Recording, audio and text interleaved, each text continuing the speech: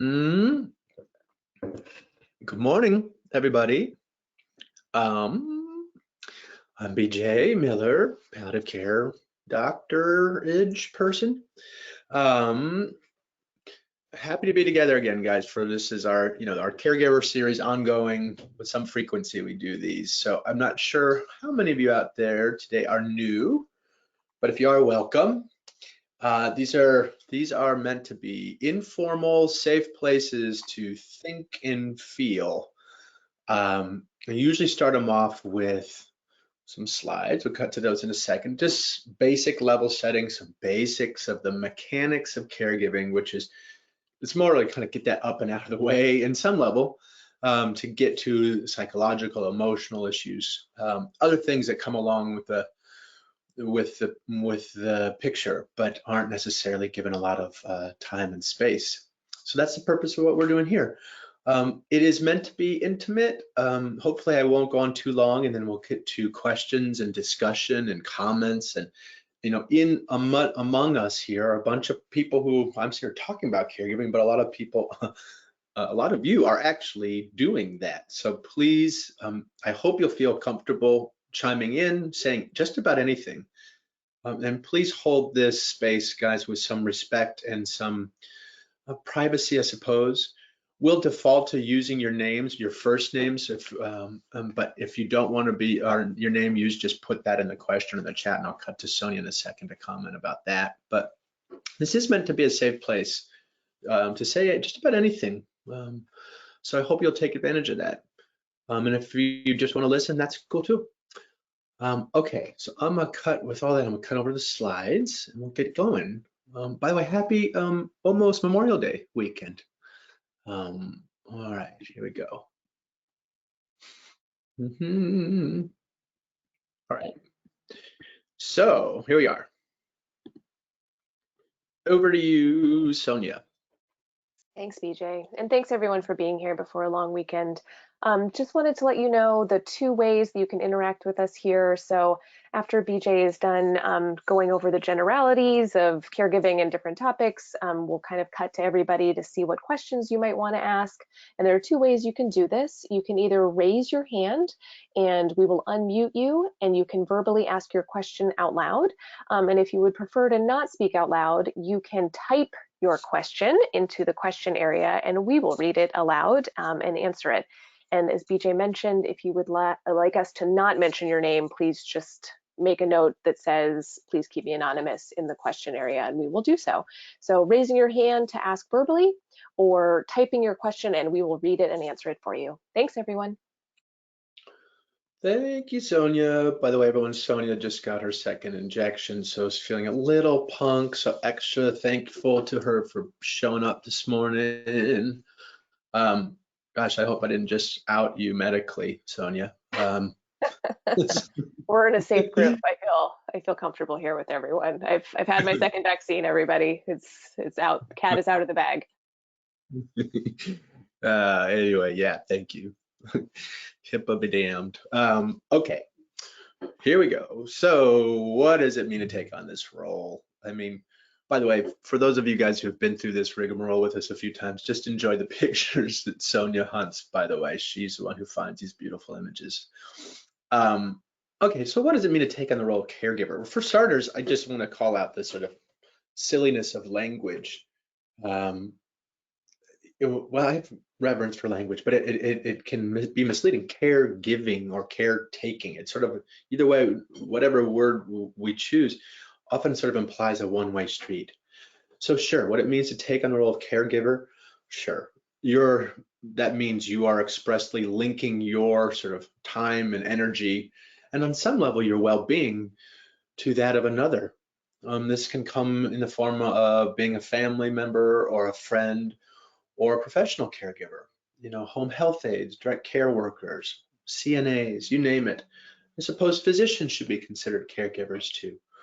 But we're really here speaking to this sort of human-to-human activity here, not so much the professional scale. So sure, what does it mean to take on this role? It means to care for another human being, to link your well-being, to link your energy to another person's. And of course, we do that as human beings all the time. But this is the context of around illness, and the symmetries may be different than in sort of day-to-day life with friends and family. And here we're talking about caring for someone who, by definition, is either acutely or chronically ill. These issues become particularly pressing in the context of chronic illness, where care is needed over time. So what it means to take on this role in that context means you need to fold this role into your life. It's not something you can kind of hold your breath for a day or two and be done with. Certainly acute illness, a couple of days, fine, that's one thing. But we're talking about more here about the effects over time, months, maybe even years, especially for those of us who are caring for folks with dementia. This can go on for many, many years. And that role can move with time. It can mean different things at different times. But it is a big undertaking, no two ways about it. And we might talk a fair amount about the stress that it involves, but we should also make sure to give plenty of attention to all the beauty that comes from it. It can be a very honest, gorgeous, interdependent place. Like I said, I hinted earlier, caregiving, yeah, sure, but care receiving too. You as the caregiver need to make sure you're taking something from the situation as well. It's not meant to be purely a sacrificial pursuit. In fact, it just doesn't work very well if it's only construed as self-sacrifice. All right. So these were a quick hit on these just to kind of marinate in the language and to name some of the activities, the mechanisms, the mechanics. Any of you may be doing one or none or all of these things. This language is relevant in the medical world. So if your physician is trying to figure out whether you as a patient qualify for home care, for example, well, these ADLs become important criteria for proving that one is sort of sick enough to deserve home services, for example. So there are medical and insurance issues that go along with these designations. But for our purposes here, it's just to name some of the functions that you'll bump into. They are, and you can read it here, but bathing, dressing, eating, transferring and moving, toileting, and continence.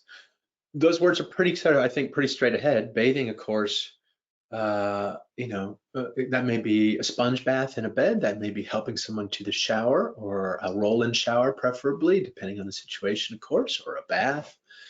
But hard to underestimate the importance of this one. A lot of talk around the dignity issues around illness and end-of-life issues. Dignity is a word that comes up a lot.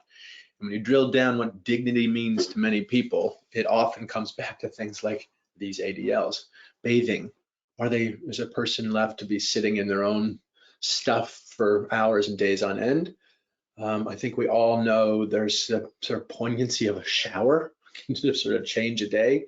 So it is extra so here. Big deal. And also there's a ritual component to bathing too, across cultures, across religions. So there's a lot to be said about that first little bullet. Dressing, I think obvious enough. Eating, getting food into a person one way or another. That may be tending to a tube feed, a pump. That may be spoon feeding someone directly.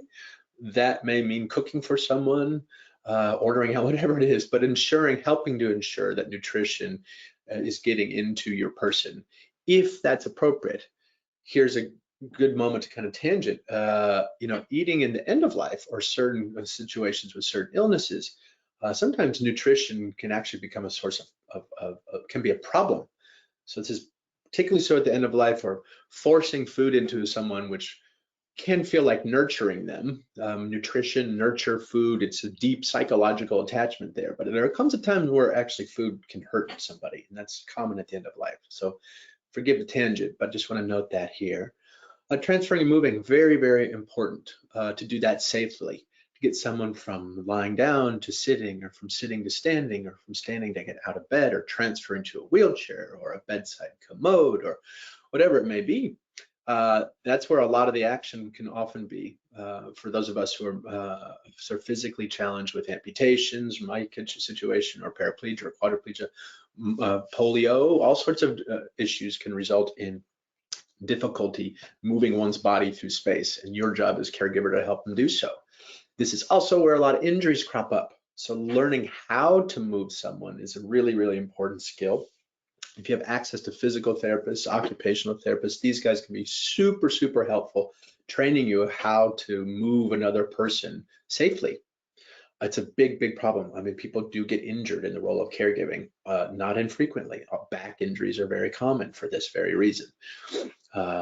So otherwise, toileting, incontinence, I think those are obvious as well. I mean, here again, back to dignity, when that last bullet, continence, a lot of people would hold that that is the sort of make or break for them wanting to be alive. So tending to continence issues sensitively, without judgment, is really important and can be very hard. This is where also we as caregiver, on the caregiving side of things, we get to be freaked out by body fluids. We get to be turned off. We get to be repulsed. You can't help it. If there's a smell in the air, that is just part of that, can be part of this role. Just to name it, that's okay. You get your reflexes, but the job here oftentimes is barreling ahead one way or another otherwise, and trying our best to not shame anyone for nature taking its course. All right, probably enough on those for now. We can circle back again at any old time. Okay, so not on the list of on sort of ADL stuff, but I'd be hard pressed to think of something more important than bearing witness, than witnessing someone. That language can feel a little lofty, but just seeing someone, without judgment, if possible. Really seeing someone for all they are. A lot of us will say things to people who are sick with cancer. I said it to a client the other day. Hey, you look great. Is implying like, hey, it's like you don't even have cancer. Like, I'm totally fooled. You seem fine. You look fine. That's not what I'm talking about here. I mean, I'm actually seeing everything about a person. Like, I get that as a disabled person. Some people say to me, I don't even see your missing limbs. And sometimes that's a compliment. But oftentimes it means they're forgiving or excusing my disability and saying they still like me or something like that. That's not what we're talking about here. We're talking about really seeing someone, letting them set into your consciousness. And I think a lot of us know this feeling as social critters. If sometimes if I go through something by myself and there's no one to see it, it can feel like it didn't happen, or I'm not sure whether it happened, or I might not remember it, or it has less value, or I may feel so alone, is such the thing, or so isolated, so unseen. So this seeing each other is one of the highest highs, I think, in this work. And it takes work too, to discern, to let yourself see, and to stop yourself shy of the judgment piece. All right. I hope, by the way, I like to say this. I mean, I think one of my on anyone's I would project onto anybody's bucket list if they care about such a thing would be to some way before they die to be truly seen by somebody. This lends itself to sort of acceptance. You exist. You are here. All right. So big job that can in caregiving is advocacy. All right. So this is really, really key, especially when interfacing with the medical system, which is a kind of a big, dumb, lumbering behemoth that does amazing things and does accidentally some horrible things sometimes too. So you can't, as we've talked about on our webinars, you can't just kind of hand yourself over to medicine and just hope for the best. I mean, you can, but it's a bit of a crapshoot. Even if you find yourself with loving clinicians, they're too busy to know everything about you, to keep everything about you in mind, to guess what you would want, etc. So as a patient, you need to advocate and engage for yourself. And as a caregiver, this is one of the big roles for you. Is sometimes that may be attending the patient's appointments, taking notes, making sure you're hearing what they're hearing, and vice versa. And making sure to speak up on behalf of somebody else who may just be too weak in the state to advocate for themselves. It's a big job, and it can be done beautifully. It's like diplomacy. It takes firmness and kindness and compassion all at once to do it well. Big part of the role. Proxy is a more specific kind of advocacy. So durable power of attorney for healthcare, or a medical agent for decision making, or healthcare proxy. These are all synonymous, and this is an official designation that any of us would note in our advance directive. I would name my proxy, and my proxy is the person who speaks on my behalf, if and when I can no longer speak for myself, either because I'm unconscious or I'm out of my mind, etc.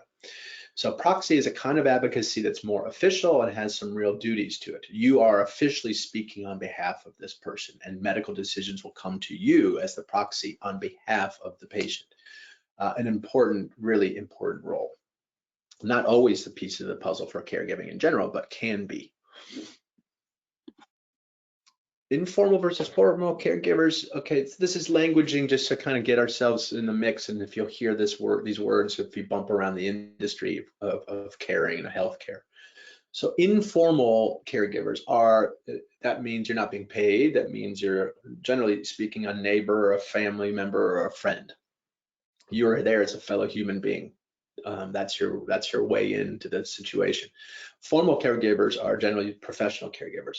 So that totem pole is big. It can be anybody in the allied health professions, doctors, nurses, social workers, chaplains, PT, OT, speech pathologists, you name it. The list is long, respiratory technicians, etc.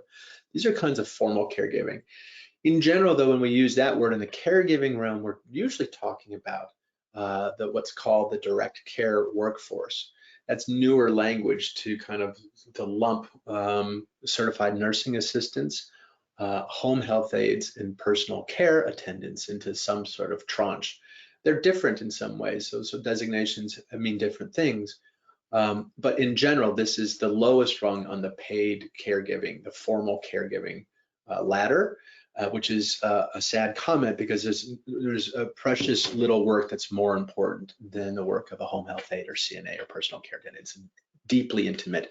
These are the guys taking care of those ADLs that we mentioned earlier, who are bearing witness all the time, who are seeing and hearing from their patients all sorts of secrets that they need to hold, it's an incredibly intimate job, dramatically underpaid as a rule and under-supported. There's a lot of work to be done in this country around the direct care workforce. So there you go, so a quick little sort of overview of this kind of language. But for our money here, all the principles are the same underlying sort of the spirit of care and the act and a lot of the work of care. By the way, I think the numbers are something like 45 or 50 million informal caregivers in this country. Let that settle in for a second. These are huge numbers. So a lot of people doing what you guys are doing or thinking about doing it, just doing it quietly and unseen.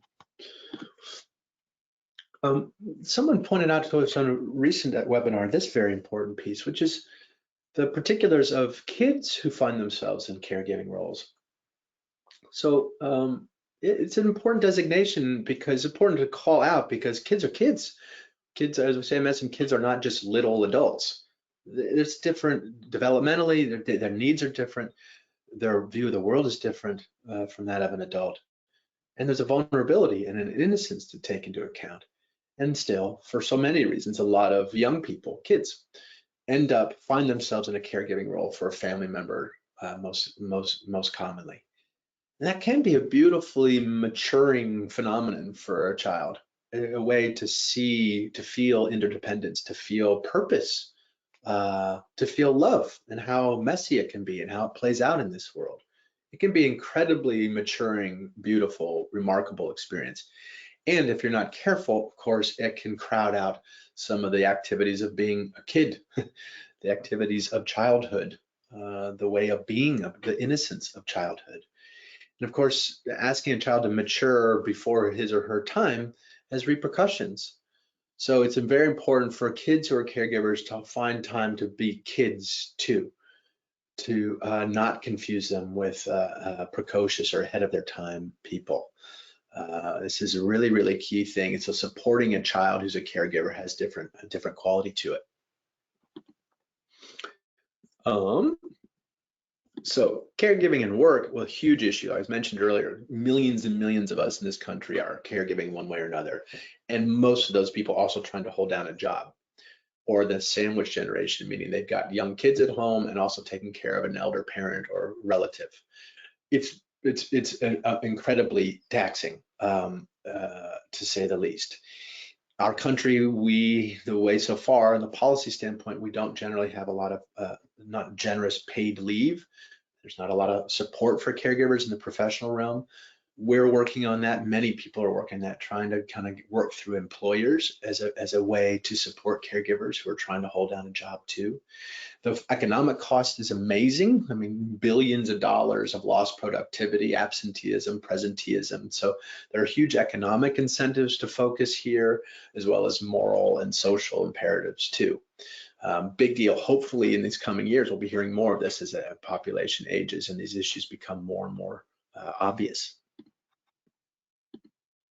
Self-care. Okay, we said earlier to start, the silliness of our language, caregiving, care receiving too. It's really a care loop. It's a care circle. Whether you're in the caregiving mode or care receiving mode, both are normal. Both are part of a typical life, one way or another. At some point, you're going to be given care. At some point, you're going to be receiving care. And I think it's much more helpful to see that as an ecosystem that's happening much or all of the time. So we don't get into this self-sacrifice or pathological altruism that can come with caregiving, where your own needs as a caregiver can get so marginalized and even forgotten. In this way, caregiving can become a hazard to your health.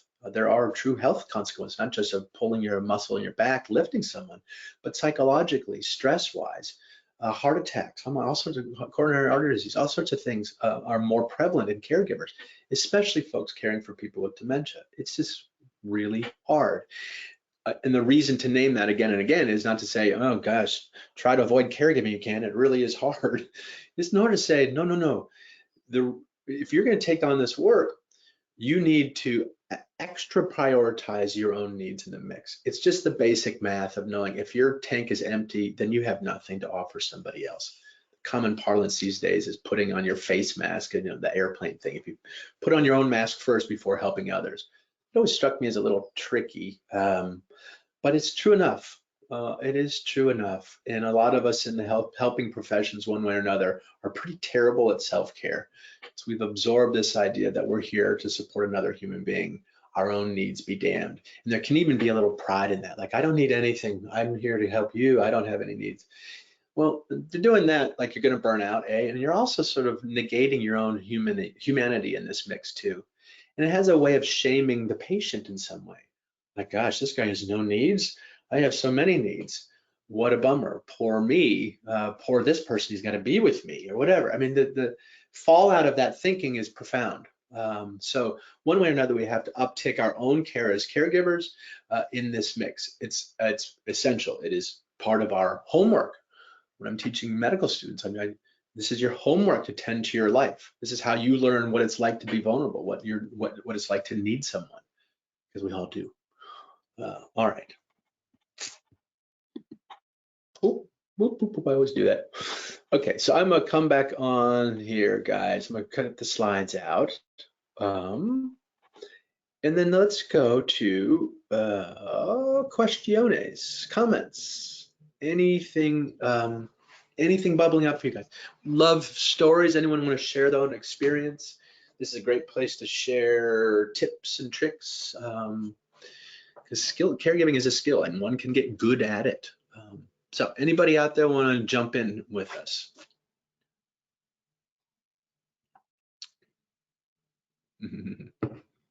Don't be shy, people. Well, fine, be shy. All right, so I'll keep gabbing. Sonia, jump in here when someone raises their hand. Yeah, it looks like we just got a raised hand. Okay. It looks like AMK. I will unmute you. One sec here. All right, is that working? Yep, we can hear you. Oh, super. Okay. All right, you guilted me into not typing the question and just saying it out loud, BJ. Thank you. So I am a caregiver for my 83-year-old mom, 7 months now. And what I am struggling with is has anybody come up with or suggested some kind of a formula for a schedule? Like, because it's a job, right? Like, caregiving is a job, and you wouldn't go into your job without knowing, like, your list of things you have to do today or what your priorities are. And I'm just wondering, like, has anybody sort of come up with a template for if you're going to schedule your day, this is sort of a really good basic schedule to follow so that you make sure, A, you get in your self-care, but B, you don't spend from 7 in the morning till 9 o'clock at night just working on caregiver stuff. Mm-hmm. Well, thank you, AMK. Appreciate I appreciate your lending your voice here, my friend. So I obviously everything here is open for all of us to answer. So I'm not aware of a template per se, but I know caregivers very often in a bespoke way make up their own. I bet there are templates out there. I bet there are data out there to suggest a way through a day, a way to schedule one's day. But from where I sit, I don't know of such a template, but absent such a template, I do think, just like you're saying, this is a job. There's no shame in calling it that, even as informal caregivers. It's a role, it's a job. There are expectations that need to be met, communication that needs to happen, all the things that go into work of some kind or another. So just generally speaking, I would say that, like, making a to-do list is generally a helpful thing. So, but I would say the important comment here is on your to-do list is make sure up in the top 2 or 3 or 4 as your own something for yourself in this mix. Whether that's getting outside, getting to the gym, tending to other aspects of your life, meditation, prayer, something that is meant to help you recharge, or at least visit the other parts of your life, because it will constantly fall off the list unless you prioritize it. It will just keep getting booted off the list. Their needs of others can be inexhaustible. And also, because it's sort of messy work, it's very hard to stay on time with things. So part of being in a patient caregiver dynamic often means being late for everything and having to, like, in real time, improvise. You thought you were doing X and it turns out you're doing Y. So there's a lot of agility that needs to be built into any to-do list. So I think my comment here would be to add to any template, add your own self-care issues, and also build into the spirit of it some agility. And like anything, like any good job, I think it can be very helpful to wind up and to wind out of it, to attach and detach in a way. A lot of us get into trouble in the caregiving world, medically and other ways, when you sort of, if you get lazy about winding up and winding out with people, by the end of the day, you're walking around with so much stuff. It just becomes so cumbersome. So almost in a ritualistic way, in a hospital setting, like before walking into a patient's room, we often teach, like, taking a moment to pause, center yourself, let the rest of the world evaporate for a minute and focus here, bring your attention, wind up, wind in, and then you go in and you do your work. And at the end, you sort of disengage. You say, okay, I'm here, I did this, I'm done. I'm not stopping caring, I'm not stopping loving, but I need to go do X, Y, or Z, and this is done. And in this way, winding up and the really critical winding out can be a really important way through a day. So there's a rambling answer to maybe the makings of a template. But does anybody else out there, well, first of all, any comments or questions, AMK, and anyone else know of such a template?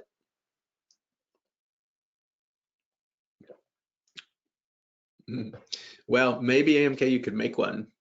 Well, this may be an interesting moment. You know what? I was just thinking about, so there's an app called Empathy. In full disclosure, I'm an advisor on this company. It's an Israeli company that has launched this product in April. It's this pretty astounding app from where I sit. It is currently focused largely around the end of life and the grief space.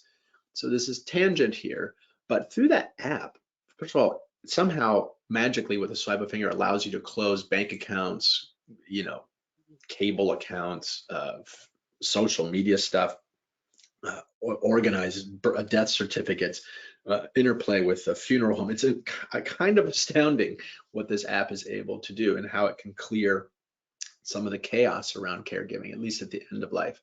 I think their aspirations are also to get more broadly to do more broad work around caregiving in general and supporting families and friends trying to be there for other people. But at the very least, if your issues are focusing around grief and the end of life, I would point you to check out that app. It can be very, very helpful. And the reason I thought about it just now is what can be helpful for your sake as a caregiver, as well as the person you're caring for, is to clear your decks where you can. Again, the needs can be inexhaustible. So they're always going to be competing with other things. So if there are other things in your life for your own self-care, as well as being attentive to another, if there are other things you can let go of, if you can clear your decks honestly in other ways, and you can clean up your life around the caregiving work, I mean, that is a very smart thing to do. You're literally making time and space for this important work. So, okay. Anybody else or any comments there, guys? Yeah, we have Deb has some comments on the to-do list. One sec. Deb, I just unmuted you.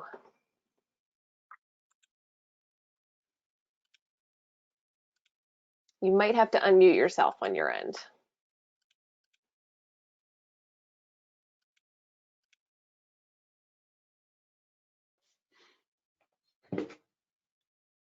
Oh, Deb, you there? I'll stall for Deb in a second because she's, while waiting for you, Deb, I'm just going to make a comment.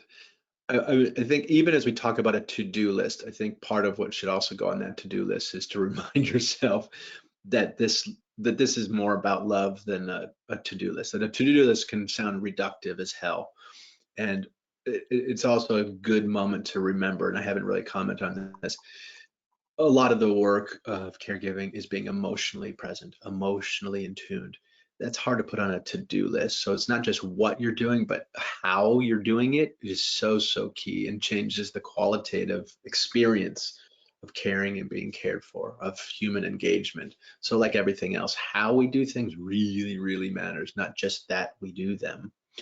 So make sure to rope that into anything approaching a to-do list. Deb, do we have you yet there?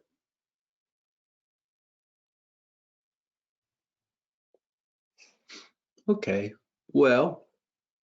And Deb, we can come back to you. We can try you again. Yeah.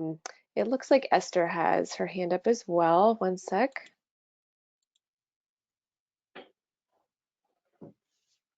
Esther, you might have to unmute yourself on your end. Aha, can you hear me? me? There you are. Yep, we can hear you. Okay, excellent. Thanks. First of all, just thanks for this.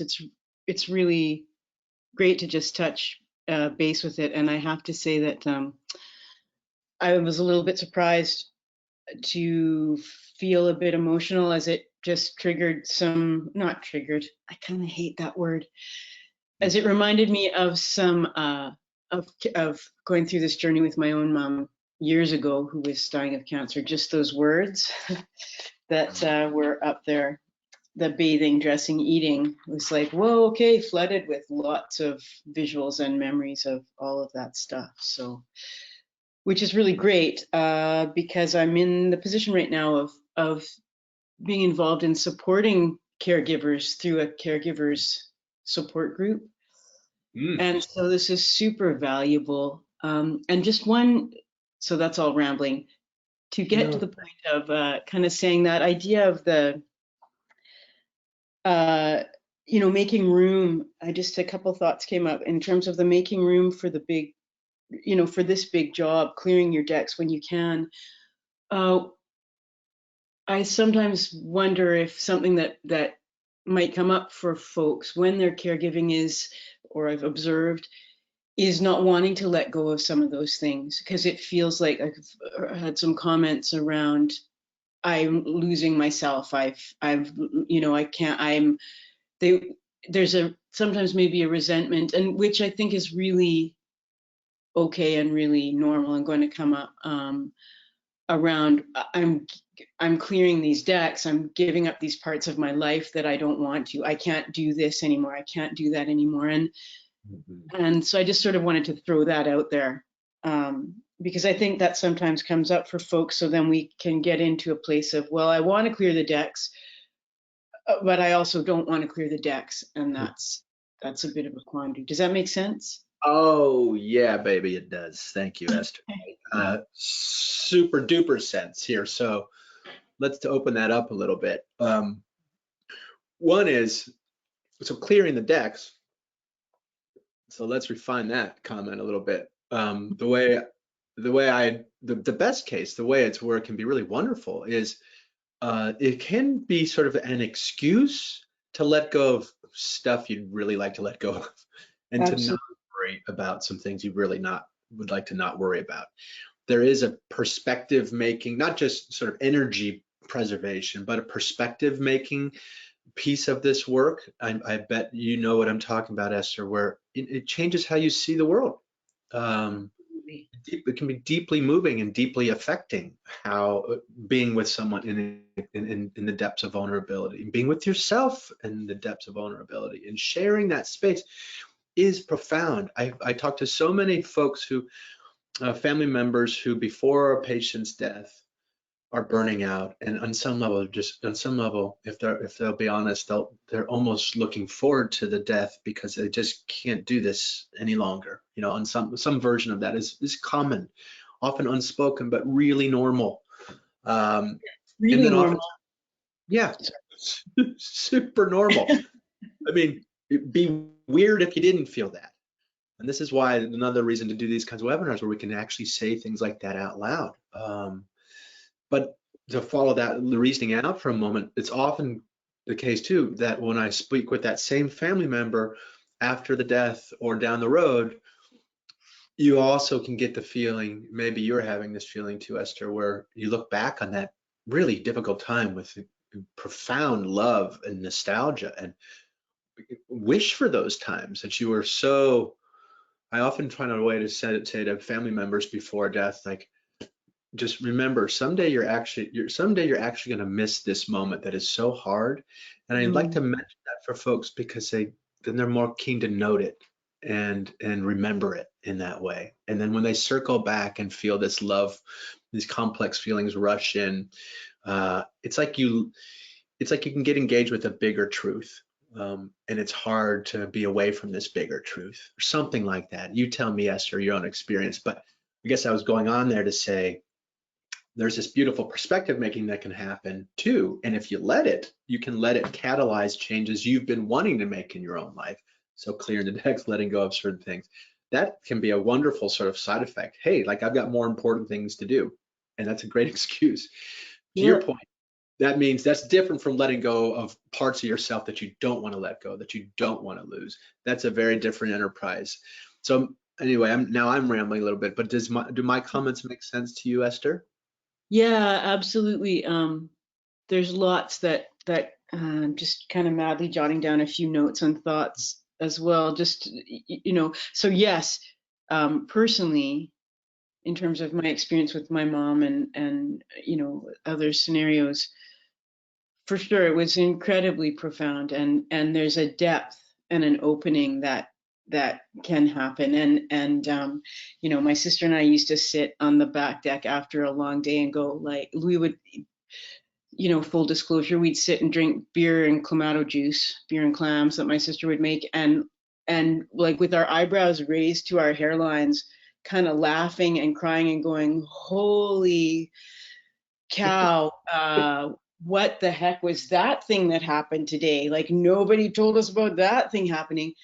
But also, we were pretty in the zone, and it was beautiful and terrible and all of that stuff, and so that absolutely can happen. And I see that reflected a bit with the current group of folks that I'm helping to support right now.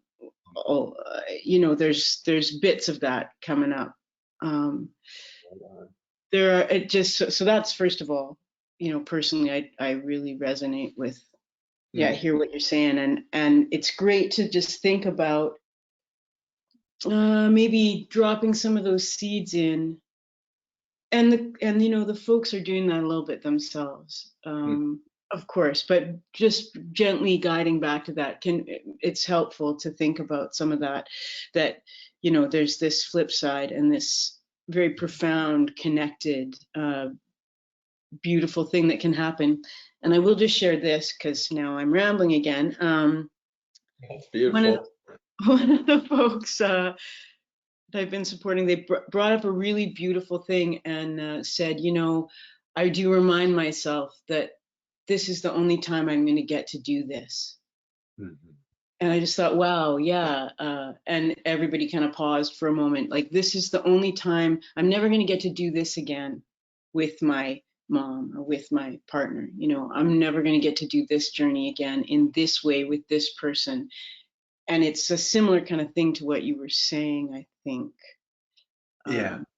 Framed a little differently. And Right on. yeah, and it just brings up some of the special moments that, you know, that might happen in relationship with the loved one, or the person you're supporting in a more professional manner. Right. Yeah.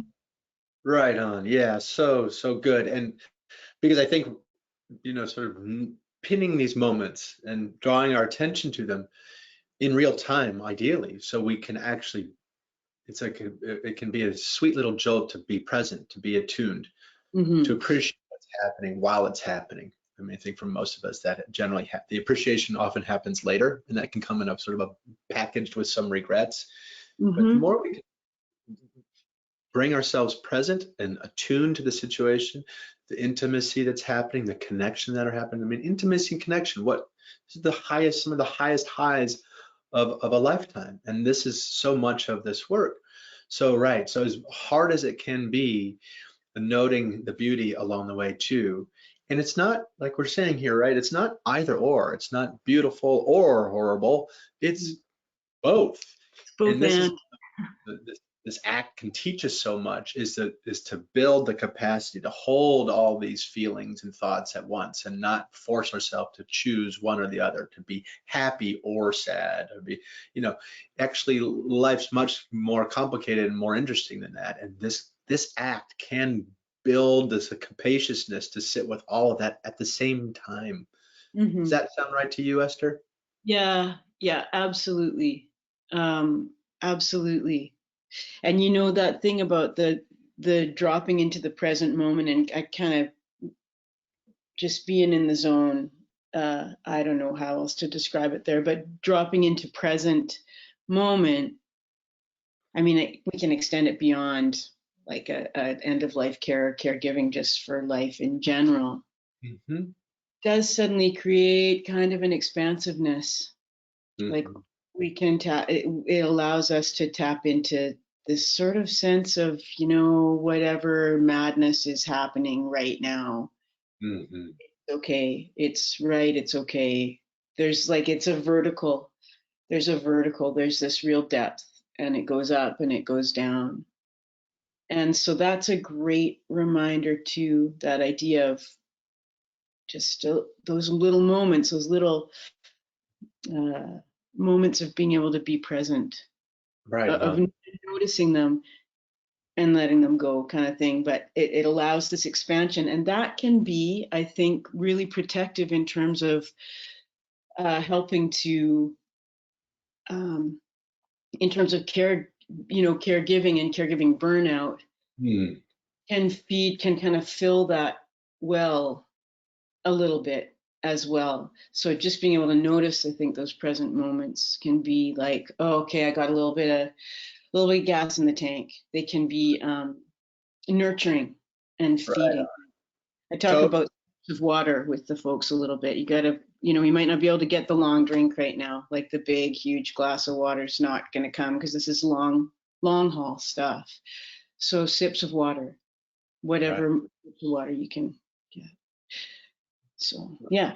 Yeah, so beautiful, man. Yeah, right on. Hard, that beautiful, and then we can kind of get down to our core. Like, you know, it's almost can be like what the desert can do for us. I mean, it can take us. Speaking of sips of water, sometimes when you're in this little interface where life's sort of so profoundly precious and fragile in its way, you know, to be able to touch that void, not recreationally, not through a book, but actually living it with another human being, as this act can generate, You are doing it. This is not an idea. This is not life, not reading about it in a poetic way. You are living the poem. You are the poem. It's wild. And it is really, and again, I hope no one hears us as romanticizing. It's brutal and difficult, and sometimes it's the last thing you want to be doing. But when you submit yourself to some larger forces and you let yourself be sort of small and essential at the same time, that's pretty precious zone, like a zone, like your word, zone, or a flow. And it's lovely. The more we can find our way to touch in those moments and feel those moments, oh boy, the better off everybody is. So yeah, thank you, Esther. You're also reminding me to make sure we comment here about one of the ways this work can be very hard, especially for spousal relationships, is like, it is a role. The word work is not out of place here. And that can mean changing the dynamic of a relationship, even if this is beautiful and essential, but it still means you may be hard pressed to revisit the spousal dynamic or the lover dynamic or whatever else. The caregiver thing can usurp all sorts of other roles. Sometimes that can be avoided with attention and just sort of thoughtfulness and mindfulness and making sure to hold on to the things you don't want to lose. But one way or another, oftentimes people are losing things they don't want to lose here, and we need to name that. And so there's grief all over this picture too along the way. It's part of how you trim nails. Yeah, it's that anticipatory sort of part of the grief journey, and in small ways. Like, I think oftentimes when we talk about, sorry, I just totally realized I jumped in and cut you off. My apologies for that. Great. Just it got my brain firing a little bit, because I'm seeing a lot of that right now. But yeah, just that idea of, often when we talk about anticipatory grief, or we think that there's going to be these big, huge, moments of, oh, I'm going to grieve that thing, like it's a big milestone or something, and it's often the little moments, and the little ways that someone might have supported us, and it's just gone one day. And then it's frustrating, and then we get angry about that, and then we beat ourselves up for being angry about it, and then there's this whole kind of cycle that happens. So it's sort of like grieving the small losses along the way, which is okay, and it takes energy. That also takes extra energy, and that's a whole other kind of probably conversation and kettle of fish. And I'm part of self. Pardon me. And I think an important component of self-care. Yes, absolutely. Hugely on the way. Yeah. I'm going to duck out, because I feel like I've monopolized the conversation a little bit, so I hope other folks jump in. And I'm going to have to duck out a little bit early because I got to take my dog to get her vaccines. So. Beautiful. Caregiving, I suppose, of some kind or another, but beautiful. Now, Esther, thank you so much for your comments. It prompted a lot of further discussion that needed to happen. So thank you. Say hi to your pup. I will. Yeah, she's just lying on the floor here. She's only 4 months, so it's kind of a small thing. Yeah. Oh, wow. Okay. Well, enjoy that pup. Should be easy to do. All right. Thanks again for hopping in. Thank you so much. Thank you, BJ, and thank you, Sonia. I hope to jump into a few more of these. It's really great. Please do. Appreciate it. All right. Take care. Okay, we've got a few other questions that came in here that I just want to get to. One of the first ones was, any thoughts about the emotional and existential aspects of caregiving from a distance or virtually for a family who lives far away? Right on. Well, there's a timely question in pandemic times. Right. A lot of this care, a lot of my comments today are implying that we're with this person and there's so much work to be done right now.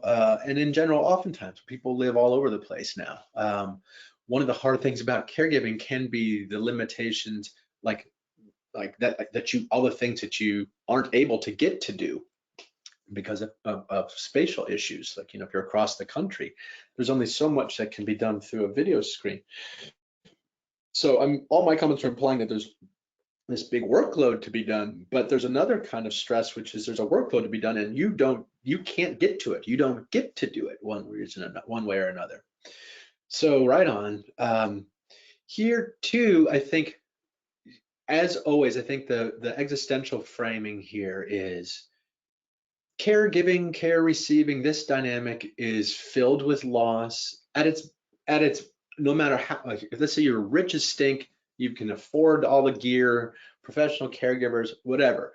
You've got no sort of barriers to care. You're still going to be left in an existential way with access to meaning making being cut off, roles that you'd rather not be in that you find yourself in, losses upon losses, all that stuff. There's no immunity so one way or another, things not being in our control. And caregiving, oftentimes part of the work there is learning to let go of your need for control, controlling what you can. But again, in the most ideal situations, you're still going to bump up against things you wish were otherwise. So it's always part of the story. It's always part of the meaning making that you'll be left to reconcile things that you wish were otherwise. Bottom line, period. So now, right now, we've got this remote thing, which is just on the long list of things that we wish could be otherwise. So part of the work here is reconciling, squaring yourself with the very real limitations of what any one of us can do, what's possible. So this is also a good note to remind ourselves that, especially with chronic and terminal illness, I mean, how do you note, what does successful caregiving look like? How do you as a caregiver know if you're doing a good job? Because the person by definition is going to become sicker and sicker and eventually die. So you can't say, well, if the person's well, then I'm doing a good job. If the person's sick, then I'm doing a bad job. It's not that easy. So we're often left to be our own judge and jury. Did I do enough? Did I do what I could?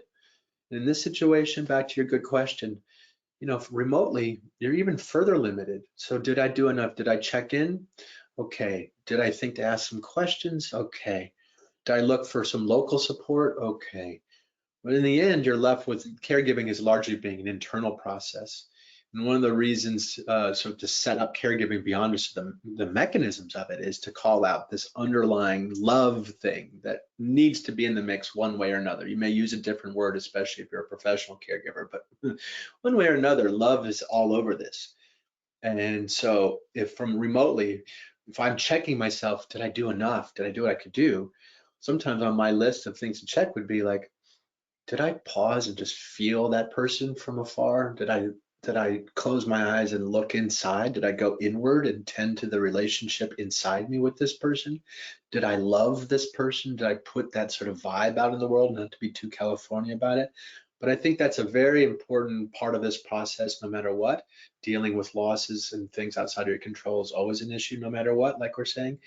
And finally, at the end of the day, letting yourself, hey, you're letting yourself be okay with all the things that aren't okay. That is one of the really bedevilingly difficult parts of this job too. So anyway, more rambling for me on that one, but I think somewhere in there may be an answer to your question, or at least a response. Okay, we have a few other questions here, and I just want to kind of let everyone know, if we are unable to get to all the questions during this time before 11, we will record a second kind of Q&A that we post along with this original one. So if we don't get to your question here, we will get to it in our second recording. The next one up is how to involve or encourage others in the family to participate in caregiving. When I have stepped forward, others seem to step back as if I have it all covered. This has happened several times with my family, especially caring for senior members that do not have children. Yeah, right on. Very common thing here. And this is where, like in so much of the rest of life, Sonia, you know this one well, like being the responsible one in the group or the proximal one in the group means a lot of stuff falls to you. And it seems like a cruel reward for being responsible. And so it goes. So this happens all the time in family dynamics. One sibling or one child or whatever ends up bearing the brunt. Maybe they're really good at it. Maybe they actually kind of like it. But one way or another, and it can sometimes enable the rest of the crew to get a little lazy and to check out. So if you find yourself in that situation, maybe it is just, maybe these are deeply entrenched family dynamics that just can't be changed. And then you're left to, as in the rest of your life, deal with it as best you can and reconcile the limitations of others best you can. But that doesn't mean you have to turn into a bottomless, like a sink, a huge sink that can take anything and do everything. So it'd still be back to your own self-care, your own knowing that the care needs are endless. That can't be your boundary. So you have to insert some other kind of boundary. And that may be in this situation, you know, sitting down with your other family members and saying, hey guys, I don't blame you for whatever, but you got to understand, this is more work than I can handle or really want to handle. And by the way, you're probably missing out on a lot of poignant moments with mom or dad or whatever else. And so it may be that part of your being a responsible one is to sit everyone down and say, wake them up, saying, hey, I'm not going to do this all alone, even if I could. So you know, sometimes that means like organizing a care team, so assigning tasks. So, you know, Jed, you go with mom to appointments. You know, Bobby, you take care of food, whatever it is. Oftentimes this is a team, this is teamwork. So I push you to name that team and assign tasks. And most important is to be deeply honest with these folks, how hurtful it may be that it's falling to you and how it's going to bite them in the ass eventually too, because they're going to feel really guilty about all the things they missed out on and didn't tend to. And sometimes people aren't doing that out of malice or laziness. Oftentimes people are doing that out of insecurity because they don't know how to care for another human being, or they don't think they do. So they talk themselves out of it. And a nice, sweet, loving smack from you might be exactly what they need. But those are some reflections, but it's a very common dynamic. And this is where the goodness in someone can be accidentally or explicitly abused. Do we got time for one more, Sonia? Well, the one that I wanted to head to is a little more involved, and I want to be mindful of everybody's time here. So I'm thinking maybe we should cut over to the last slide. And again, just want to repeat for everyone, for those of you who've entered a question into the question area that we have not been able to get to, BJ and I will record a second session where we go through those questions, he answers them, and we post them on YouTube along with this session. So if we didn't get to it here, we will still answer those questions and get them up so you have something to refer to. Right on. Thank you, Sonia. That's all right. I'm gonna pull up the slides one more time here, guys, and do our little habit of ending on a little prompt. Please give us some thought and shoot us an email. We'd like to collect these answers as a way to kind of get a group spirit going and share them. We'll also put an email out with sharing resources. So what type of information do you need most in your caregiver role? This question comes up for us heavy at Mettle Health and in palliative care in general. Like, a lot of us are suffering for all sorts of reasons, including just a lack of good information or information we can trust. And that's a big piece of this puzzle. So we'd like to kind of go there. What kind of information would you like to have, or what you need, that whether or not you're getting it? So shoot us a note, please. That would be very helpful. And otherwise, happy Memorial Day weekend. And thanks for joining us, new guys, old guys alike. Hopefully this was helpful, and we'll see you next time. Okay, bye.